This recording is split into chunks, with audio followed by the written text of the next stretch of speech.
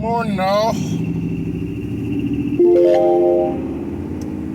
It is Hump Day, Wednesday, the 15th, December 2021.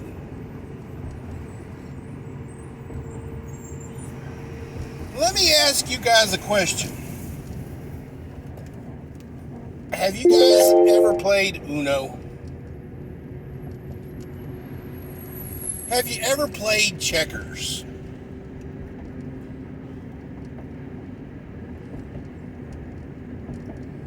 Have you ever played a game and you're going on. Let's go with Uno. You're going on, and you're on the verge of winning, okay? You just threw your next to last card down. You got your Uno. You called your Uno. You're ready to go. The color is yellow on the board. Your last card is yellow. And you're ready to win this game. All of a sudden, your adversary here throws down 6 draw 4s, 25 reverses, a couple of skips, and just decimated you, Uno'd, and won the game. And you're sitting there with half the deck in your hand now, going from one card to half the deck.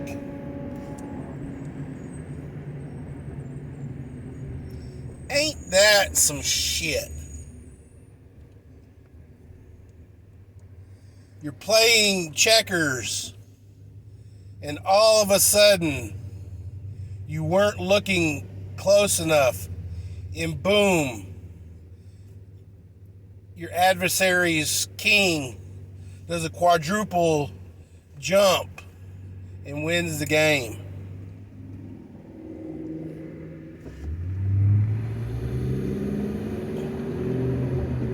You're in chess, and your only move puts you in check.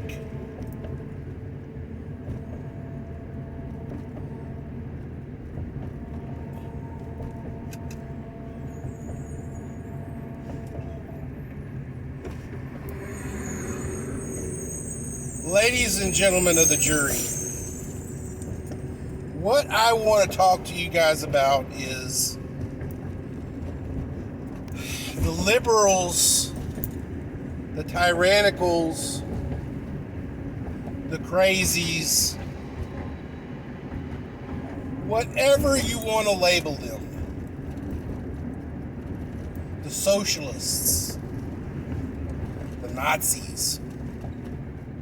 And yeah, I use that word correctly because the Nazis were the National Socialist Party.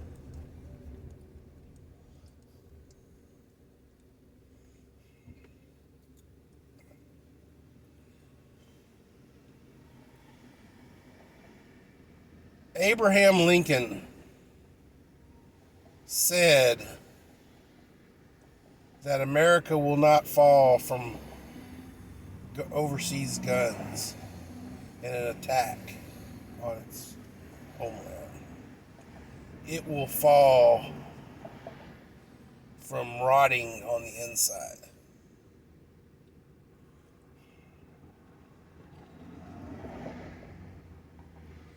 Did y'all know that a great deal of the American government was patterned from Rome? Did you know that Native Americans contributed heavily to the wording of the Constitution. Yeah, everybody says that the Native Americans,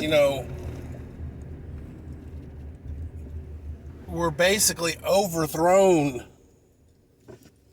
and treated bad. And I ain't gonna lie, the later days of the American experiment,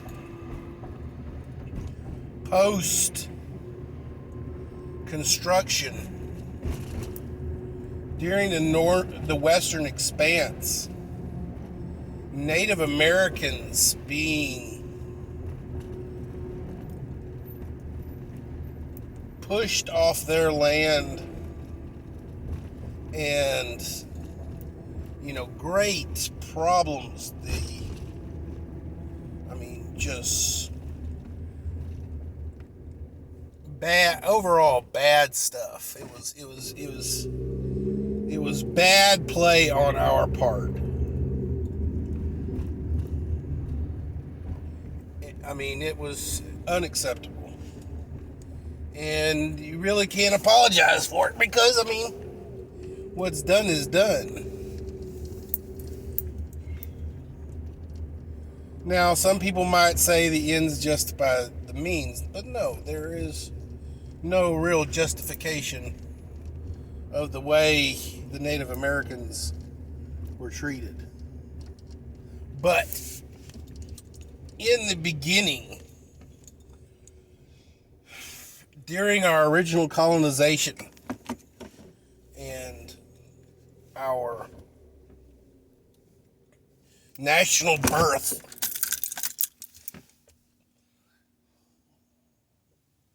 Native Americans contributed heavily to the formation of our government.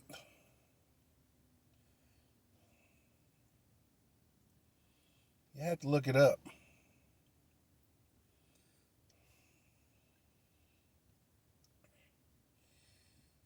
But ladies and gentlemen, what happened? Well,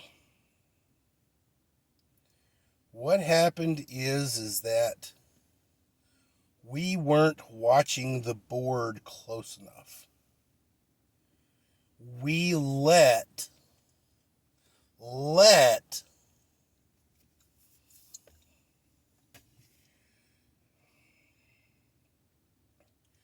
radical ideology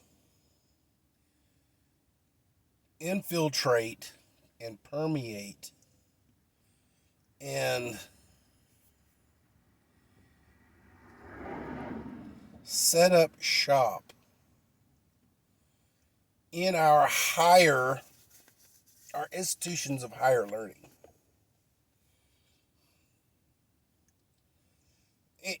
And we did this in the name of free speech. And yes, free speech is a hallmark of our country. To be able to talk freely, to discuss opinions.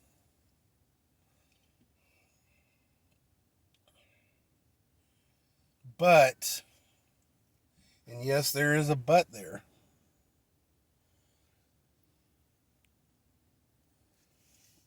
things like the opinions of the Weather Underground needed to be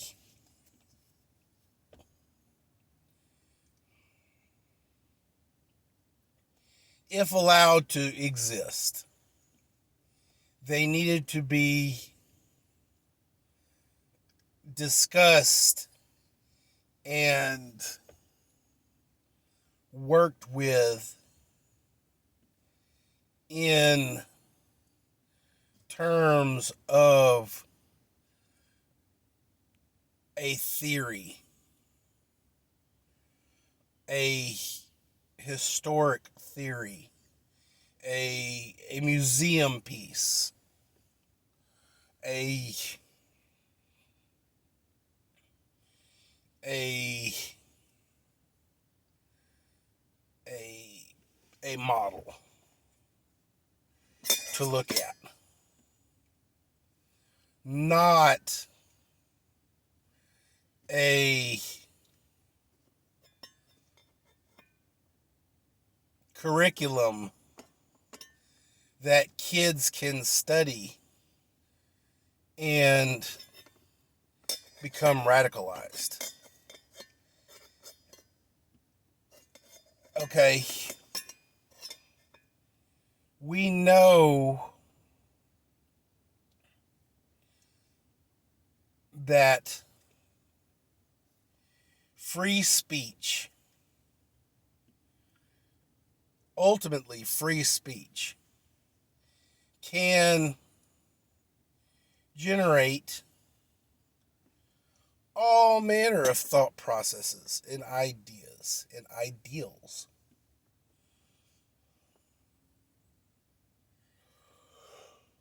Every environment that we have here in America,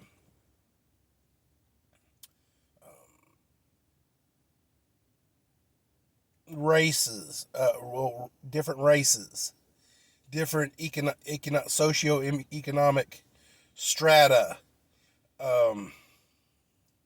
gender differences,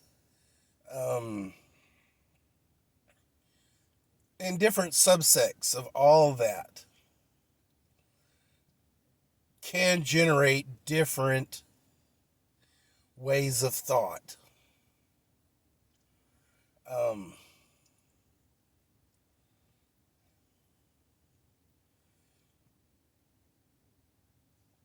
Italian Americans, migrants came here to America. They moved into neighborhoods with other Italian Americans. You know, um, Asian Americans moved into areas with other Asian Americans. Black Americans moved into neighborhoods with other Black Americans. The race gave them a connection. I think they still have them. In colleges, I think they still have them. Sororities, gender. Basically, you have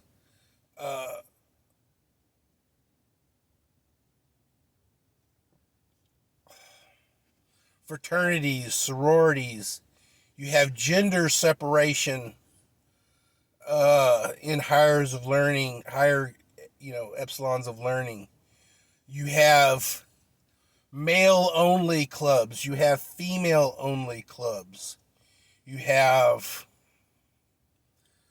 this, that, and the other. The separation from the whole gives you connection. But instead of allowing you to connect with the whole, it allows you to connect more with a tribal way of thinking. Now,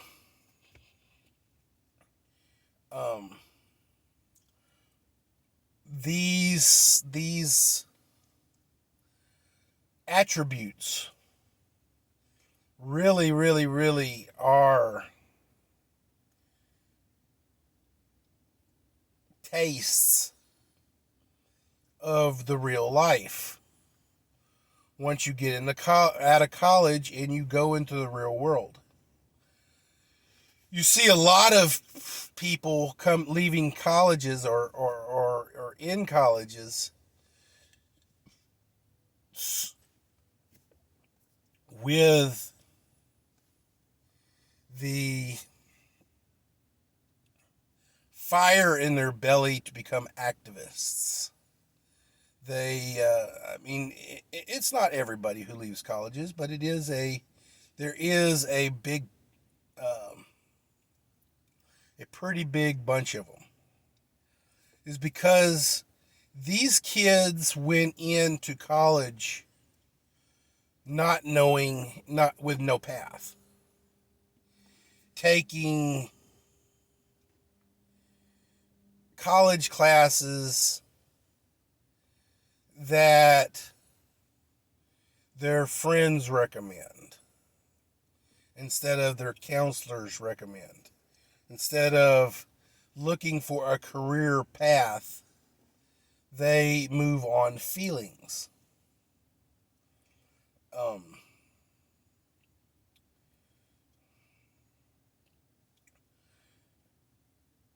And as such, these kids, because they make moves with feelings, instead of using their mind to sharpen their mind to go into the workforce, they come out with more feelings than they went in with. And now they have a purpose or a target or a dragon that they have to slay as Don Quixote. And they're going to hit the windmills. So, guys, ladies and gentlemen of the jury, the reason I use the Uno analogy is because the reason we seem to be taking it on the chin with wild draw fours right now is because for the last 50, 60 years, our opponent has been accumulating those cards.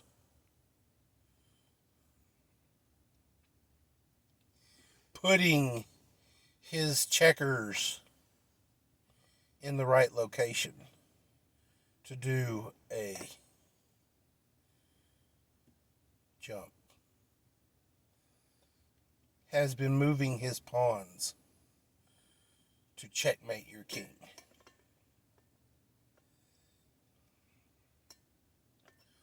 What we're seeing right now is a culmination of what has been allowed to happen and has been leaking past our senses of right and wrong.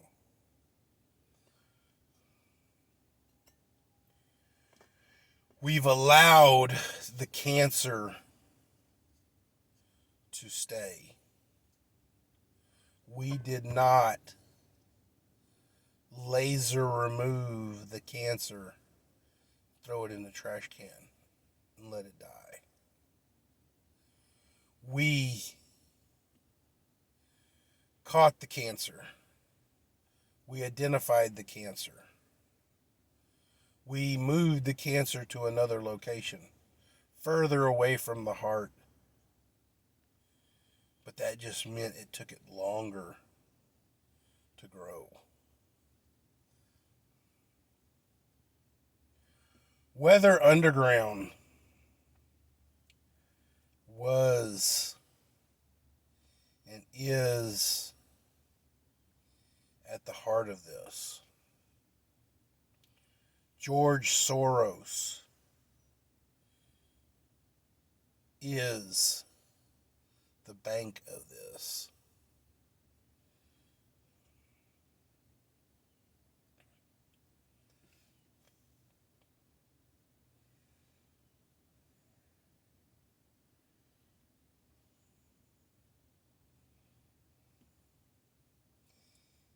Unfortunately, guys,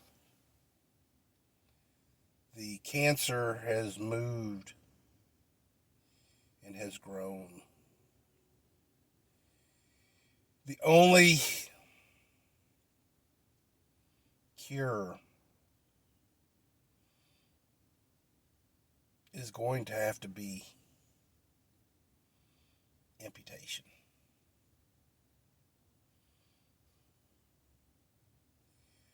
But, unfortunately, the First Amendment is going to stop that amputation. The First Amendment allowed that cancer to stay, gave it a home.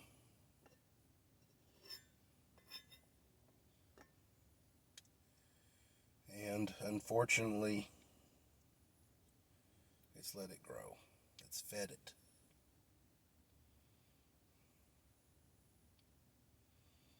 To the monster it is now.